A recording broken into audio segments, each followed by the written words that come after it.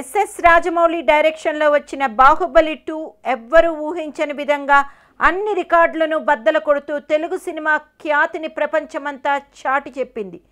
సుమారు 600 కోట్లకు పైగా వ్యాపారం చేసిన ఈ చిత్రం మొదటి రోజునే 60 కోట్లకు పైగా కలెక్షన్స్ సాధించి భారత చలనచిత్ర చరిత్రలో అగ్రస్థానాన్ని సంపాదించుకుంది.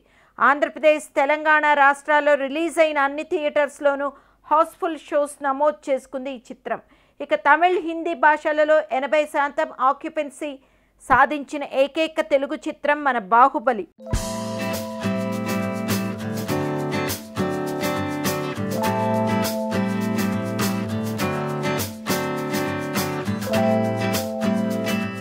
ఇక భారతదేశంలోనే కాదు, ప్రపంచమంతా కూడా బాహుబలి ఫీవర్ తాకిందనే చెప్పాలి.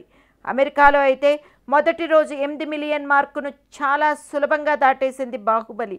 మొదటి వారం ముగిసేసరికి అక్కడ కూడా 64 కోట్లు దాటేస్తుంది అని ఒక అంచనా.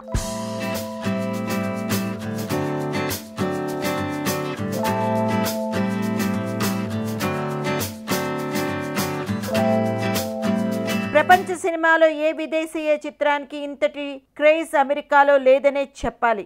సో ఈ లెక్కన తెలుగోడి గొప్పతనాన్ని ఎలుగెత్తి చాటిన సినిమా బాహుబలి 2.